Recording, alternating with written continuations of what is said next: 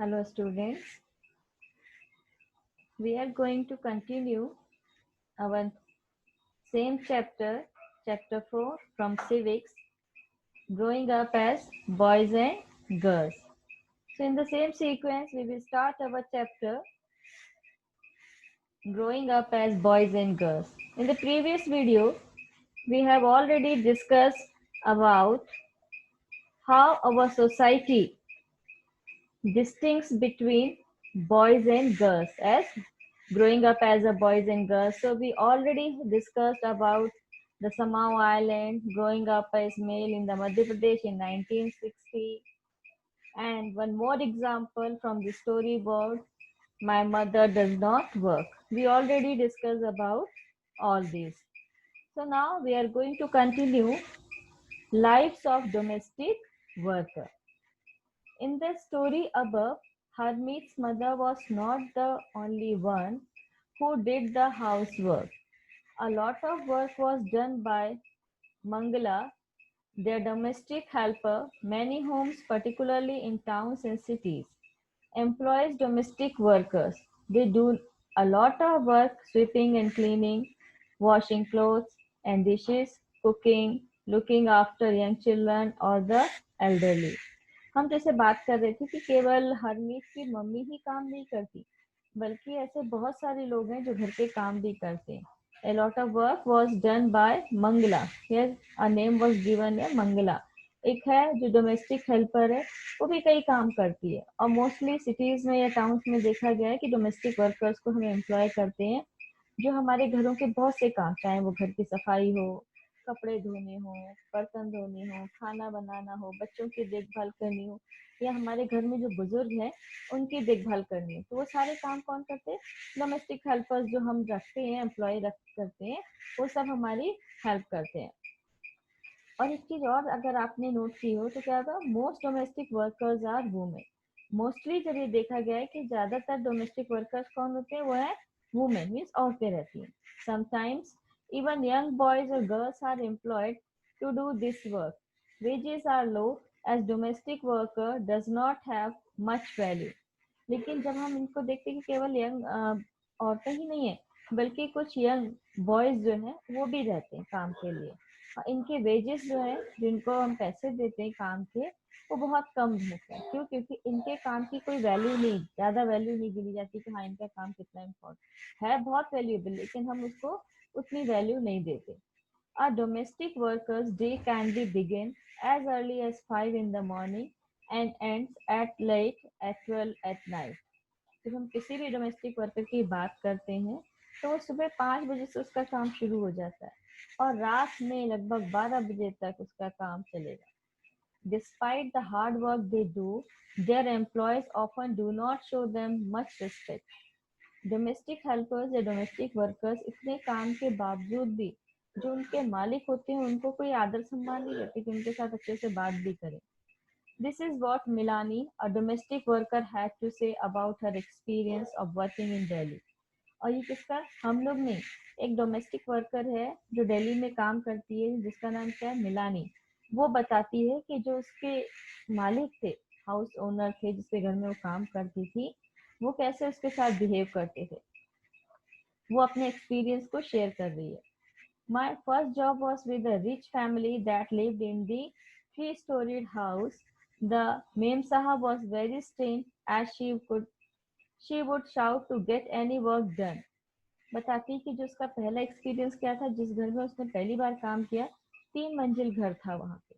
उस घर की जो लेडी, जिसे वो मेम साहब बोल रही थी, मेम साहब जो थी, वो क्या करती थी, अगर कोई भी काम ठीक से नहीं हुआ तो बहुत चिल्लाया करती थी, उसको बहुत जोर से शाउट करेंगे. My work was in the kitchen. There were 2 other girls who did the cleaning. Our day would begin at 5 o'clock. और क्या कहती कि उसका काम जो है किसमें था? किचन में था. और बोलती कि मेरा जो काम है सुबह, मतलब हम सबका, कि मैं तो किचन में काम करती थी, उसके साथ ही 2 और लड़कियां भी थी जो घर के और काम किया करती थी. और कह रही कि उन सबका काम सुबह 5 बजे से शुरू हो जाता था. For breakfast, we would get a cup of tea and 2 dry rotis.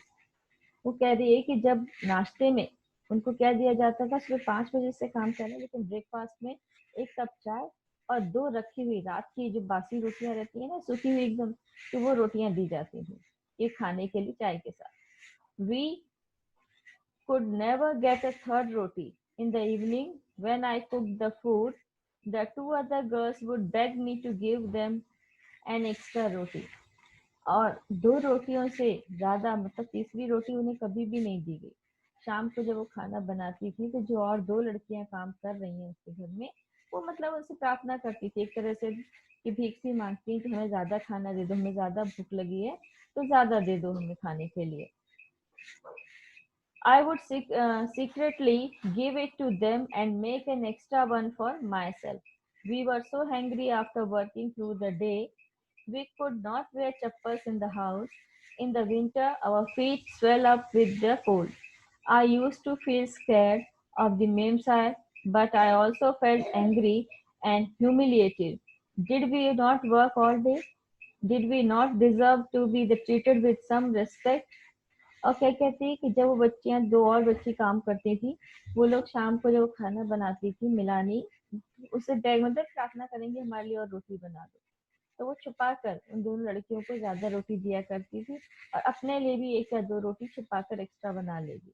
तो कई बार उसको और क्या बताती कि उनके घरों में शूज या चप्पल पहनकर नहीं काम कर सकते थे, मीन्स बेयर नंगे पैर रह जाए। सर्दियों में उनके पैरों में स्वेलिंग आ जाती थी, इतनी ठंड पड़ती थी कि पैरों में स्वेलिंग आ जाएगी। तो कई बार तो उसे मेम साहब पे गुस्सा भी आता था क्योंकि वो बहुत चिल्लाया करती थी काम कि हम इतनी मेहनत करते हैं, उसके बाद भी हमें क्या थोड़ा सा रिस्पेक्ट नहीं मिल सकता। In fact, what we commonly term as housework actually involves many different tasks. A number of these tasks require heavy physical work. लेकिन अगर देखा जाए इनफैक्ट, जिसको हम केवल एक कहते हैं अरे घर के काम ही है, इसमें क्या है, लेकिन उन घर के काम करने में भी कई बार बहुत फिजिकल कहेंगे वर्क की जरूरत होती है, मतलब बहुत कड़ी मेहनत करनी पड़ती है। In both rural and urban areas, women and girls have to fetch water. In rural areas, women and girls carry heavy head loads of firewood. हम चाहे शहरों की बात करें या ग्रामीण इलाके की बात करते हैं, दोनों जगह पे रूरल और अर्बन एरियाज में औरतें और गर्ल्स उनको बहुत कड़ी मेहनत करनी पड़ती। कई बार बहुत दूर दूर से पानी लेकर आना होता है। जब हम रूरल एरियाज की बात कर रहे हैं तो रूरल एरियाज में क्या है, चाहे वो वुमेन हो या लड़की कोई भी हो, गर्ल हो, उसको अपने सर पे लकड़ियों का गट्ठर बहुत भारी जो रहता है उसको लाना पड़ता है। क्यों? क्योंकि उसी से उनकी रोटी बनेगी। खाना किससे बनेगा? चूल्हे पे बनना है तो फायरवुड मतलब ईंधन लेकर आना पड़ेगा। Task like washing clothes, cleaning, sweeping, and picking up load required bending, lifting, and carrying. जिस तरह से कहें कि ऐसे काम जिसमें कपड़े धोने हो, सफाई करना हो, झाड़ू लगाना हो, नीचे से पिकिंग लोड मतलब वजन उठाना है, बेंड करना कमर झुकाना, कोई चीज को उठाना, सर पे लेकर जाना। Many course like cooking involve standing for long hours in front of hot stove. अगर आपको खाना बनाना है तो गर्मियों में जितनी गर्मी पड़ रही है उस समय गैस के सामने, स्टोव के सामने या चूल्हे के सामने खड़े होकर बैठे खाना बनाना भी कोई इजी टास्क नहीं है। The work women do is strenuous and physically demanding, words that we normally associate with men। लेकिन हम क्या करते हैं, हम इन किसी भी काम की वैल्यू नहीं करते। Another aspect of housework and caregiving that we do not recognize is that it is very time consuming. In fact, if we add up the housework and the work women do outside the home, we find that women spend much more time working than men and have much less time for leisure। हम क्या करेंगे कि केवल ये मेहनत का ही काम नहीं है जो हाउस होल्ड वर्क हम कहते हैं, लेकिन टाइम कंज्यूमिंग भी है। अगर हम कंपेयर करें एक हाउस वर्क जो वाइफ है वो अपने घर में काम करती है या औरतें जो बाहर काम करती हैं, तो क्या देखेंगे जो घर में काम करने वाली महिला वो क्या कर रही है, क्या लेडी, वो बाहर काम करने वाले किसी भी जेंट से, आदमियों से ज्यादा काम करती है। मतलब वो ज्यादा मेहनत करेगी और अपने लिए बहुत कम समय निकालती है। Below is some data from the special study done by the Central Statistical Organization of India 1998 और 1999। यहाँ पे एक डेटा दिया हुआ है हरियाणा और तमिलनाडु का, जिसमें आप बताएंगे कि women paid work hour per week, Haryana में कितना मिलता है, तमिलनाडु को कितना मिलता है, वुमेन अनपेड है, टोटल वुमेन्स कितने थे, उसके कंपैरिजन में मेन को कितना मिलता है, और मेन अनपेड कितने हैं, टोटल मेन कितने थे वहाँ पे। ये सारा एक डेटा है जिसको आप आसानी से देख सकते हैं। Womens work and equality, the next heading is कि औरतों का काम और इक्वालिटी। इस चैप्टर में अगर हम शुरू से बात करें तो हम किसकी इक्वालिटी की, एक तरह से डिस्टिंक्शंस जो थे इसकी इक्वालिटी की ही बात कर रहे हैं कि मैन और वुमेन दोनों के कामों को इक्वल नहीं देखा जाता, वहाँ पे इक्वालिटी नहीं है। As we have seen, the low value attached to women's household and caregiving work is not an individual or family matter. It is a part of larger system of inequality between the men and women. It therefore has to be dealt with through actions not just at the level of the individual or the family but also by the government. हमने जब इतनी सारी examples देखे, story board पढ़ा, इससे क्या लगा कि जो वुमेन एक हाउस होल्ड काम करती है, केयर गिविंग वर्क जो है इंडिविजुअली कोई नहीं है, किसका है, एक फैमिली का मैटर है, मतलब कोई इंडिविजुअली नहीं है, it is a part of large system. कि किसी एक परिवार में ऐसा हो, ऐसा नहीं है, बल्कि हमारे पूरे सिस्टम में, पूरी सोसाइटी में हमें ऐसा देखने को मिलेगा कि इनइक्वालिटी है किसके बीच में, मैन और वुमेन में। इसीलिए क्या ये कैसा होना चाहिए, इसके साथ किस तरह से डील करनी चाहिए कि ऐसे एक्शंस गवर्नमेंट को लेना चाहिए जिससे कि ये इक्वालिटी आ सके। As we know now, equality is an important principle of our constitution. The constitution says that being male or female should not become a reason for discrimination. अब जैसा हम कहते हैं कि हमारे कॉन्स्टिट्यूशन में मीन्स हमारा फंडामेंटल राइट है, पहला क्या, इक्वालिटी, सबसे पहले ही राइट है, फंडामेंटल राइट इक्वालिटी है। तो गवर्नमेंट को क्या करना चाहिए, कुछ इस तरह के स्टेप्स उठाए जाने चाहिए कि कोई एक फैमिली या एक इंडिविजुअल की बात नहीं है, हम एज ए इक्वलिटी, वो चाहे मेल हो या फीमेल हो, सभी को इक्वल राइट है। हमारे कॉन्स्टिट्यूशन में भी क्या लिखा है कि फीमेल और मेल इसके बिहाफ पे या इस बेसिस पे हम किसी के साथ डिस्क्रिमिनेशन नहीं कर सकते। In reality inequality between the sexes exist, लेकिन रियलिटी में क्या देखते हैं हम, रियल में क्या है कि मैन और वुमेन दोनों के साथ में इनइक्वालिटी, इक्वालिटी नहीं है। The government is therefore committed to understanding the reasons for this and taking positive steps to remedy the situation.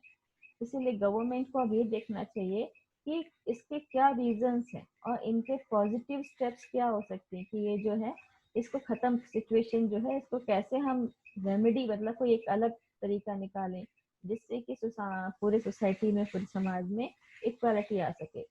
For example, it recognizes that burden of child care and housework falls on women and girls. इसके साथ क्या देखा है कि जब बच्चों की जिम्मेदारी हो, फैमिली की जिम्मेदारी हो, वो किस पे आ जाती है, एक लेडी पे आ जाएगी, उसका बर्डन है, मेल इसकी रिस्पॉन्सिबिलिटी लेने के लिए तैयार नहीं होते। This naturally has an impact on whether girls can attend school. It determines whether women can work outside the house and what kind of jobs and careers they have.